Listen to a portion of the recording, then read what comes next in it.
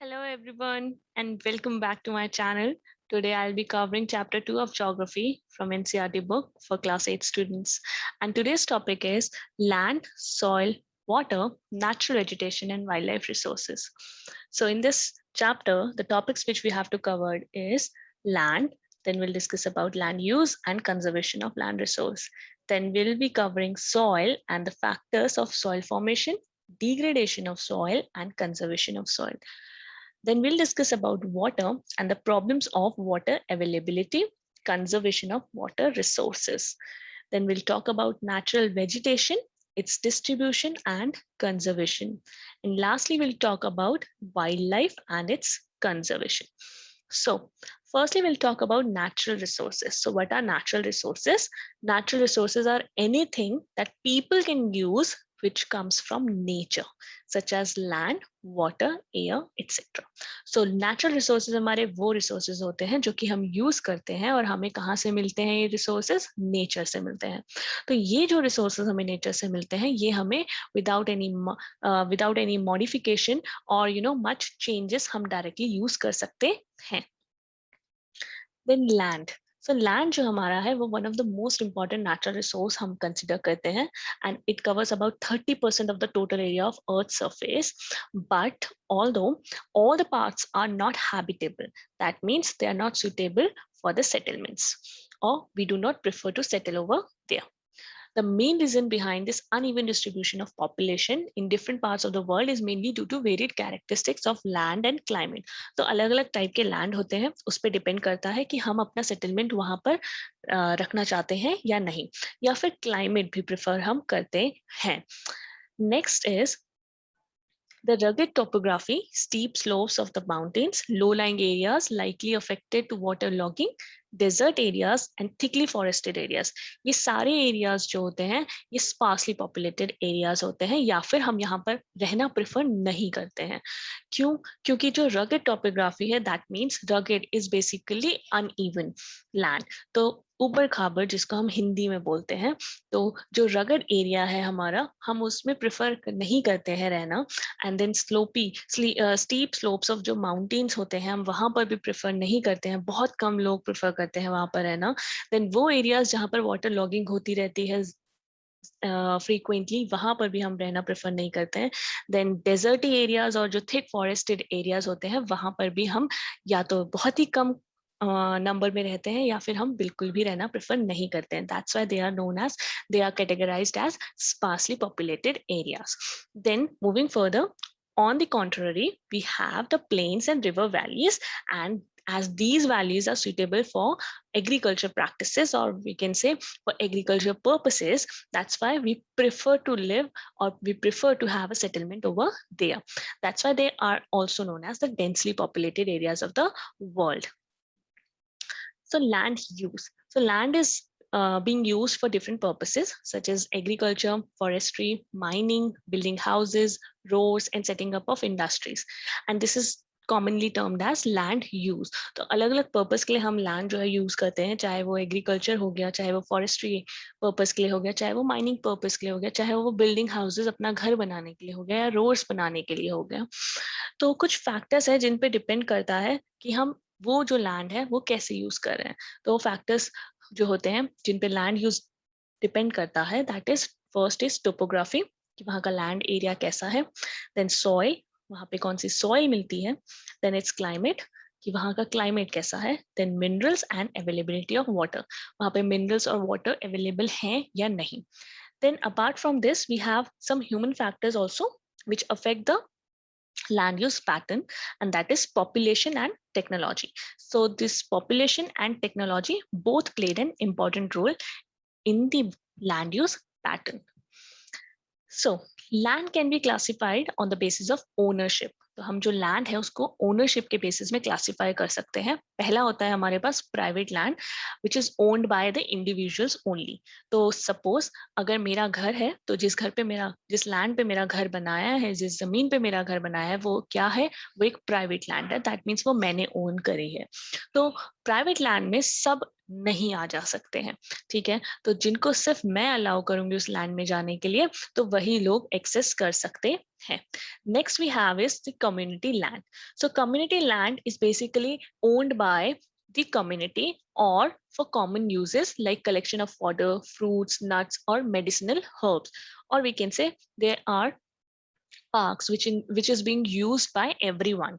So these community lands are also called common property resources. तो community lands वो land होता है जहां पर हर कोई आ जा सकता है without taking any permission from anyone. तो जैसे कि आप वहां से, जैसे कि पार्क्स होते हैं हमारे पास, तो as you can see in this picture, तो पार्क जो है हमारा एक कम्युनिटी लैंड है, तो हर कोई इस पार्क में एंटर कर सकता है. Next we have is land use over the time. तो लैंड जो है हमारा, जैसे जैसे हमारा टाइम बीतता जा रहा है, जैसे जैसे टाइम पास हो रहा है, तो वैसे वैसे हम कैसे लैंड को अपना यूज कर रहे हैं. So as we know the people and their demanding are growing, ever growing, but the availability of land is limited. As we know that we have only 30% of the land of earth area, from earth area. So and the population is increasing day by day. So as the population increases, the demands also increases. तो यहाँ पर the quality of land also differs from place to place. और हमें पता है कि हर जगह की जो land की quality होती है वो एक दूसरे से differ करती है, वो एक दूसरे से vary करती है. So people started seize the common lands to build up commercial areas, housing complexes in urban areas, and to expand the agricultural land in the rural areas. So land degradation, landslides, soil erosion, desertification are the major threats to the environment. So इसकी वजह से, क्योंकि population बढ़ रही है तो उनकी demand बढ़ रही है, land area की demand बढ़ रही है. So what we are doing, we started seizing the land. तो हम क्या कर रहे हैं, लैंड पे कब्जा करना स्टार्ट कर रहे हैं. तो उसकी वजह से हमारा जो नेचर है, हमारा जो लैंड रिसोर्स है, उसको बहुत सारी तकलीफें झेलनी पड़ रही हैं, सच एज लैंड डिग्रेडेशन हो गया, लैंडस्लाइड्स हो गया, सॉइल इरोजन हो गया, देन डिजर्टिफिकेशन. तो ये सारे कुछ थ्रेट्स हैं जो हमारे एनवायरनमेंट को झेलने पड़ रहे हैं because of the expansion of agriculture and construction activities in the on the land. Okay, so here we have 4 pictures which shows the change in the land use over the time. So as we can see in the first picture, तो पहली picture में हम देख रहे हैं कि land जो है प्रॉपर एग्रीकल्चर पर्पसेस के लिए भी यूज किया जा रहा है. ठीक है, then we can see that there are many sparsely populated area ये है जहाँ पर घर जो है वो आपस में इतने चिपके हुए नहीं हैं, densely populated area नहीं है. Then coming to the second image, here we can see कि धीरे धीरे जो घर है, जो कच्चे घर से हम पक्के घर में कन्वर्ट हो रहे हैं. ठीक है, तो cemented house, we can see cemented house है, पेड़ थोड़े से कम हो गए, घरों की नंबर जो है वो बढ़ गए हैं. Then in the third image we can see कि अब ये जो एरिया है वो बिल्कुल ही चेंज हो गया है. व्हीकल्स यहाँ पर रन कर रही हैं, चल रही हैं. अब एग्रीकल्चर प्रैक्टिसेस यहाँ पर लोग नहीं कर रहे हैं, बिल्डिंग्स और बड़ी होती जा रही है एंड उनके नंबर भी और इंक्रीज हो गए हैं. And in the last image as we can see कि पूरी तरीके से ये जो इमेज है, ये जो एरिया है वो पूरी तरीके से चेंज हो चुका है ओवर द टाइम. तो फर्स्ट और लास्ट इमेज को अगर हम कंपेयर करें तो फर्स्ट इमेज से हमें लग रहा है कि ये एक रूरल एरिया है, लेकिन लास्ट इमेज से हम बोल सकते हैं कि ये एक अर्बन एरिया में अब कन्वर्ट हो गया है, जो कि फुल्ली डेवलप्ड एरिया है. Conservation of land resources, as we have discussed, the population is being growing day by day. So the ever growing demand has to lead a large scale destruction of forest cover and arable land, and has created a fear of losing this natural resource. So there are certain ways through which we can conserve our land resource. So the first one is afforestation. That means ज्यादा से ज्यादा पेड़ लगाना. तो afforestation में हम क्या कर सकते हैं, अपने land resource को बचाने के लिए, conserve करने के लिए ज्यादा से ज्यादा हम पेड़ जो है वो लगा सकते हैं. Second we have is land reclamation. That means it is a process. Land reclamation is basically a process of improving the land to make it more suitable for intensive use. तो हमारे पास जितना लैंड है उसको हम और अच्छा बना सकते हैं और इम्प्रूव कर सकते हैं उस लैंड की क्वांटिटी और उस लैंड की क्वालिटी को. तो that is land reclamation. Next we have is regulated use of chemical pesticides and fertilisers. तो जितने भी हमारे केमिकल पेस्टिसाइड्स एंड फर्टिलाइजर्स हम यूज करते हैं उनको प्रॉपरली रेगुलेट करना चाहिए, keep we should keep a check on it, and उनको हमें कम से कम क्वांटिटी में यूज करना चाहिए, और हो सके तो नहीं यूज करना चाहिए, because it destruct our land resource. Then checks on overgrazing, तो जितना भी ओवरग्रेजिंग किया जाता है उस पर भी हमें ध्यान रखना चाहिए। Okay, next we have is the landslides. So what is landslides? The landslides जो है हमारा, they are simply defined as a mass movement. So this is very important, this term here, you have to mention this term mass.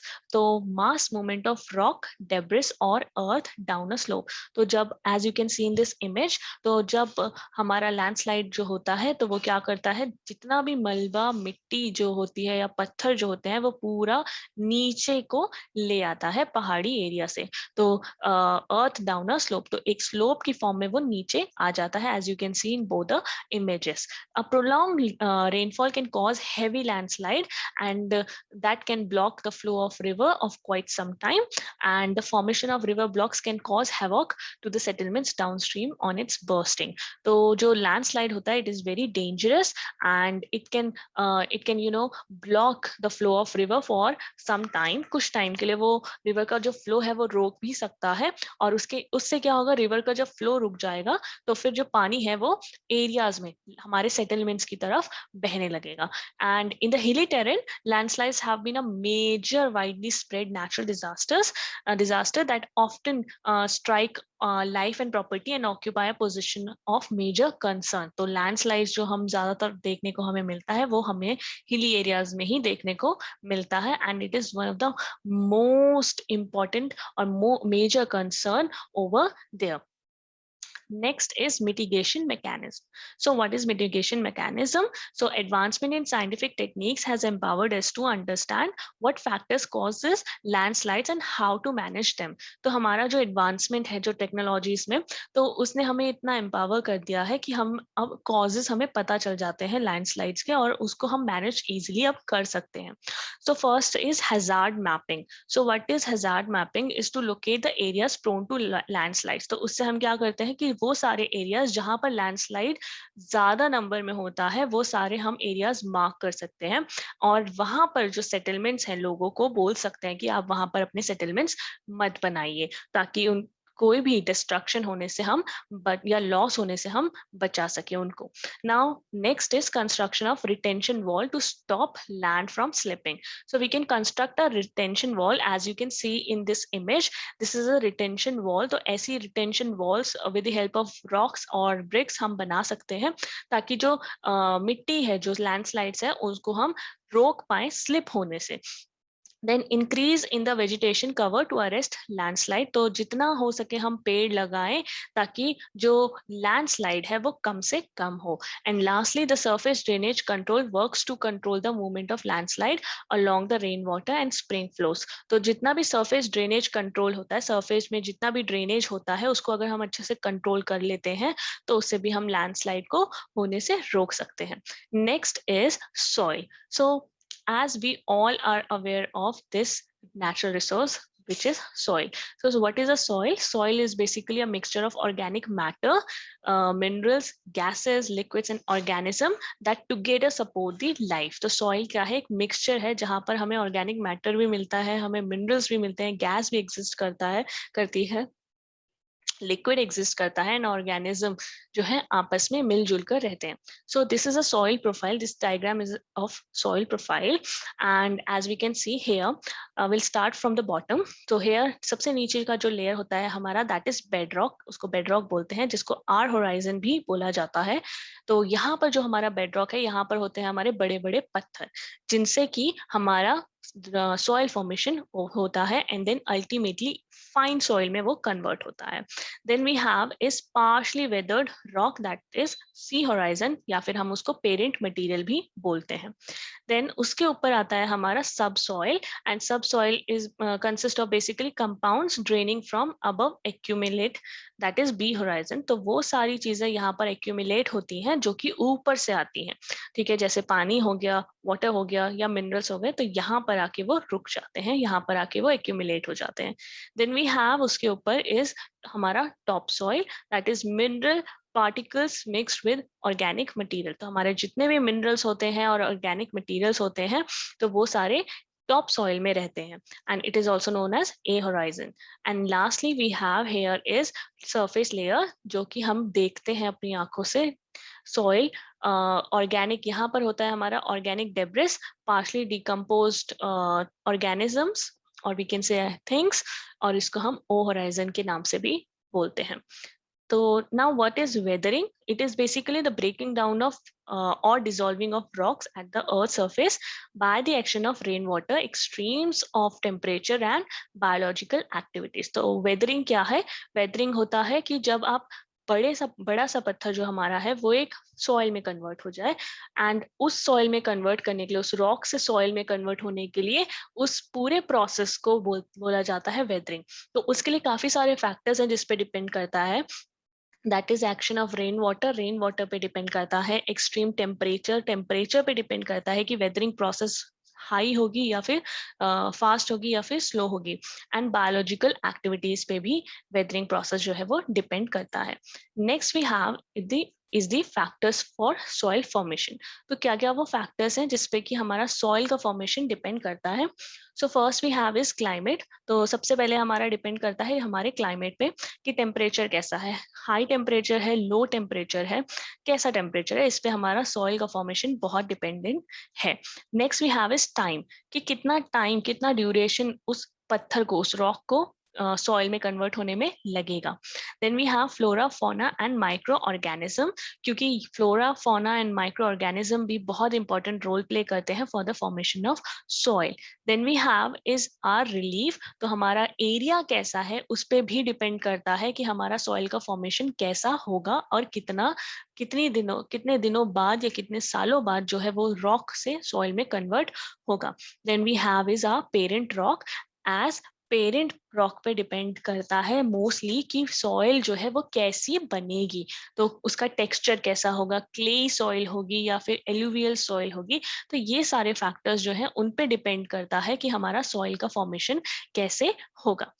Moving further, we have degradation of soil. So what do we mean by this degradation of soil? So firstly, we'll discuss about the soil erosion. तो हमारे पास soil erosion क्या होता है? तो soil erosion is basically displacement of the upper layer of the soil. तो हमारा जो upper layer होता है सॉइल का, तो जब वो एक जगह से अपनी ओरिजिनल पोजीशन से डिस्प्लेस हो जाता है दूसरी जगह में, तो उसको हम बोलते हैं कि सॉइल इरोजन हो रहा है। ठीक है, तो वो किसी भी फैक्टर से डिस्प्लेस हो सकता है, सॉइल इरोजन हो सकता है। Deforestation is one of the major reason. Then wind जो है हमारी top most layer of soil को भी इरोड करके लेकर जाती है। Now soil erosion and depletion are the major threats to a soil as a resource. तो as we have discussed कि soil erosion क्या होता है, and both human and natural factors can lead to degradation of soils. तो ये natural, as I told you कि wind के through भी हमारा जो soil का topmost layer है वो एक जगह से दूसरी जगह displace हो सकता है। तो ये एक natural factor है जिसकी वजह से soil erode हो रही है या फिर soil erosion हो रहा है। Apart from that, deforestation is the human factor, ठीक है, जिससे कि affect करता है degradation of soil.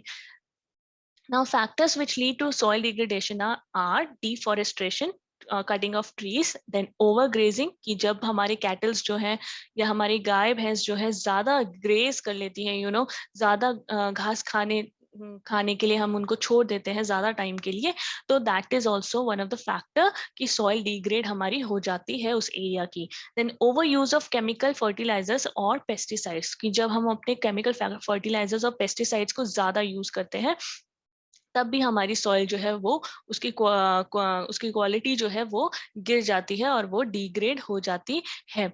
नाउ जो हमारे केमिकल फर्टिलाइजर्स और पेस्टिसाइड्स होते हैं उनकी क्वालिटी जो होती है वो हमारी सॉइल की डिग्रेड कर देती है, वो इनफर्टाइल कर देती है सॉइल को। देन रेन वॉश, की जब भी बारिश आती है तो वो बारिश के साथ भी पानी जो है अपने साथ जो टॉप मोस्ट हमारा लेयर है वो बहा के ले जा सकता है। And then we have landslides and floods. So these are the factors that leads to the degradation of soil. The next we have is methods of soil conservation, in which first is mulching. So what is mulching? Mulching is basically when the bare ground between the plants is covered with a layer of organic matter or inorganic matter, and it helps to retain the soil moisture. It also helps in enhancing the nutrient status of soil. It helps in controlling the erosion losses, and it also suppresses the weed in crop plants. Next is second method which we can follow is contour barriers, in which stones, grass, soils are used to build barriers. तो barriers बनाने के लिए ये सारी चीजें हम use करते हैं along the contour, and trenches are made in front of the barrier to collect water. तो we'll dig the land over there. एक trench हम बनाते हैं जहाँ पर water जो है वो collect होगा in front of those barriers. So next is third one is rock dam. We also can follow the rock dam process to conserve the water soil, sorry. And rock dams are piled up to slow down the flow of water, and this prevents the gullies to further soil losses, as we can see in these images. So here we have the rocks.